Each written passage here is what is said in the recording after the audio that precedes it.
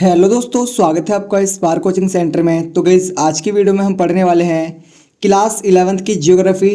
Chapter number है आपका 9 और चैप्टर का नाम है वायुमंडलीय परिसंचरण तथा मौसम प्रणालियाँ।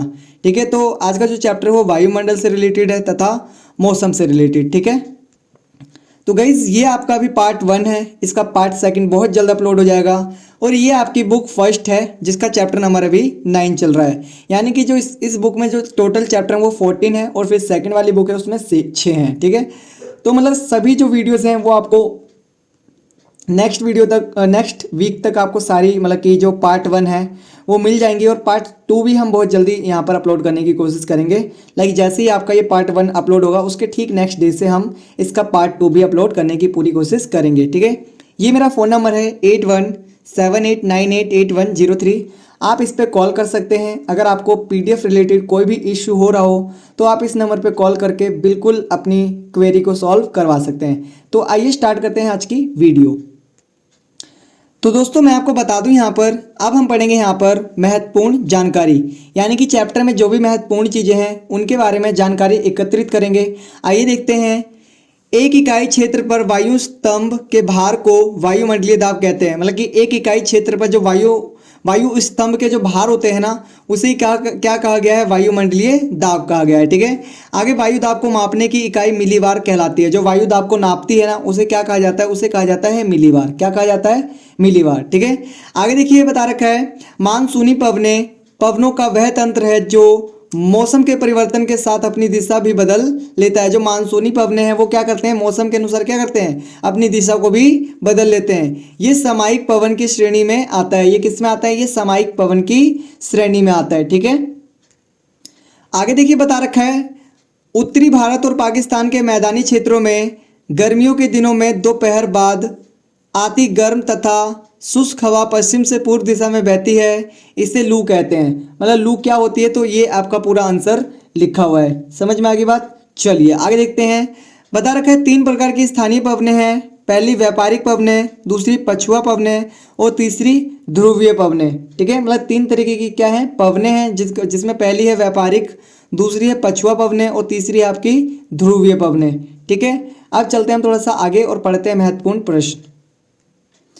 अब हम पढ़ेंगे यहाँ पर महत्वपूर्ण प्रश्न, यानी कि इससे पहले हमने महत्वपूर्ण जानकारी पढ़ा, अब हम पढ़ेंगे महत्वपूर्ण प्रश्न। तो गाइस ये मेरा फ़ोन नंबर है 8178988103। अगर आपको कुछ भी PDF रिलेटेड इशू या फिर कुछ अदर इशूज़ आ रहे हों तो आप बिल्कुल कॉल कर सकते हैं या फिर व्हाट्सअप कर सकते हैं। साथ ही साथ गाइस मैं आपको बता दूँ, यहाँ पर आपको political, history and other subjects के भी नोट्स यहाँ पर प्रोवाइड किए जा रहे हैं। तो आप सभी चीज़ों को बहुत अच्छी तरीके से पढ़ सकते हैं और अपने पेपर में अच्छे मार्क्स गेन कर सकते हैं। आइए आप देखते हैं यहाँ पर क्वेश्चन नंबर 1, समदाब रेखा क्या है। समदाब रेखा क्या है, आइए देखते हैं। वह कल्पित रेखा जो समुद्र तल के बराबर घटाए हुए समान वायुदाब वाले स्थानों को मिलाती है। मतलब कि वह काल्पित रेखा है, मतलब कि हमने खुद ही इसको बनाया है कि ये यहाँ से ये लाइनें इतनी हैं, ये लाइनें इतनी, इस टाइप का। ठीक है, तो ये जो समुद्र तल के बराबर घटाए हुए समान वायुदाब वाले स्थानों को मिलाती है। मतलब कि जहाँ पर जो वायुदाब होता है वो कम होता है उन जगहों को क्या करती है, मिलाती है। इसे क्या कहा जाता है, इसे कहा जाता है समदाब रेखा कहा जाता है। समझ में आ गया। चलिए आगे देखिए बता रखा है दूसरा क्वेश्चन, दाब प्रवणता से क्या अभिप्राय है। जो दाब प्रवणता होती है उससे क्या अभिप्राय है, बता रखा है समदाब रेखाएं कि परस्पर दूरियां वायुदाब में अंतर की दिशा और उसकी दर को दर्शाती है, जिसे दाब प्रवणता कहते हैं। मतलब कि बता रखा है कि जो समदाब रेखाएं है ना उसकी जो परस्पर दूरियां, मतलब जो उसकी लगातार जो दूरियां है ना वायुदाब में, जो अंतर की दिशा और उसकी दर, मतलब कि जो अंतर की दिशा और उसकी दर को जो दर्शाती है ना उसे क्या कहते हैं, उसे कहते हैं दाब प्रवणता।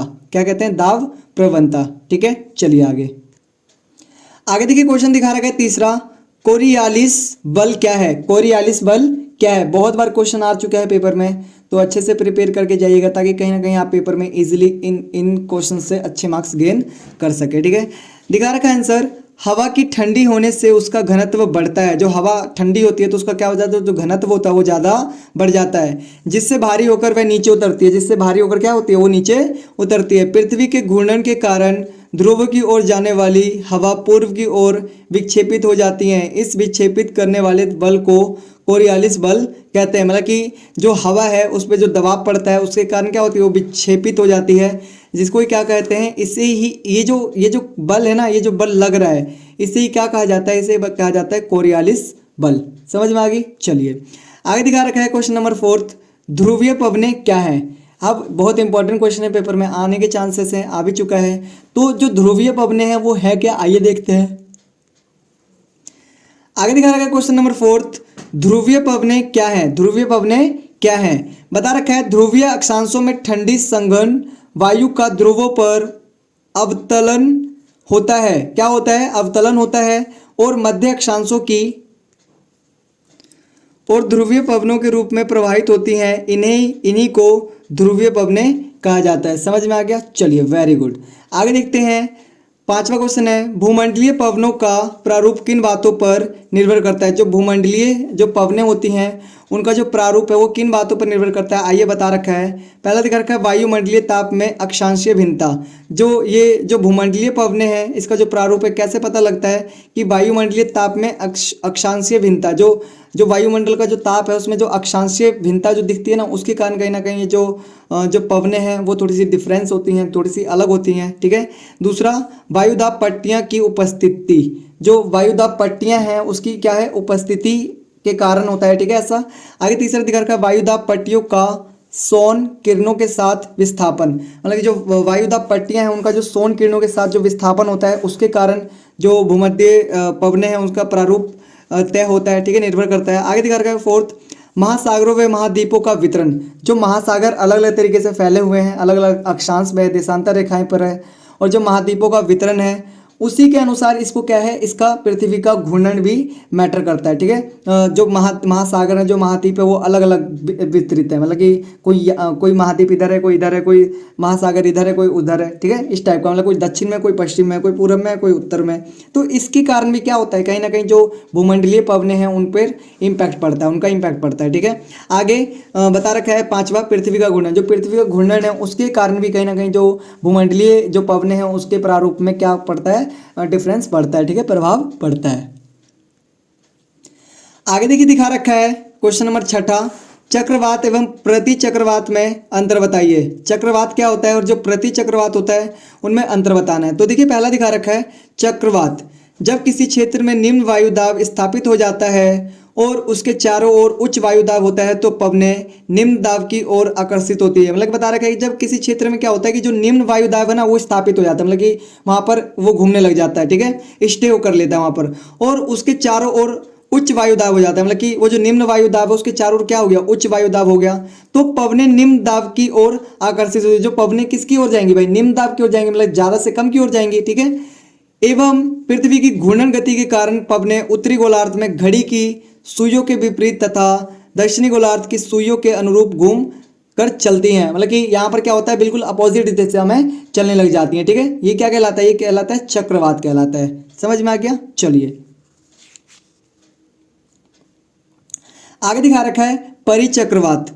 तो इस प्रणाली के केंद्र में उच्च वायुदाब होता है। इस प्रणाली के केंद्र में क्या होता है, उच्च वायुदाब होता है। मतलब जो केंद्र होता है, इसका बीच वाला भाग होता है, उसमें उच्च वायुदाब होता है। अंत केंद्र से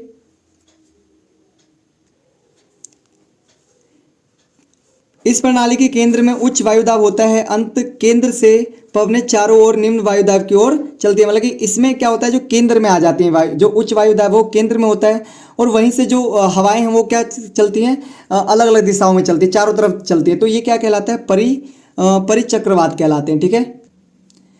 देखिए बता रखा है, इसमें पवनें उत्तरी गोलार्ध में घड़ी की सुइयों के अनुरूप और दक्षिणी गोलार्ध में प्रतिकूल दिशा में चलती है। मतलब कि एक तरफ तो जो उत्तरी गोलार्ध है उसमें तो ये क्या कर रही है, सुइयों के अनुसार चल रही है, लेकिन जो दक्षिणी गोलार्ध है उसमें उसके प्रतिकूल चलती है। तो कहीं ना कहीं क्या होता है, जो इसी से क्या होता है, जो परिचक्रवात होता है वो उत्पन्न होता है। समझ में आ गया। चलिए आगे देख लेते हैं। क्वेश्चन है नेक्स्ट, क्वेश्चन नंबर 7वां, स्थल समीर व समुद्र समीर में अंतर स्पष्ट कीजिए करें।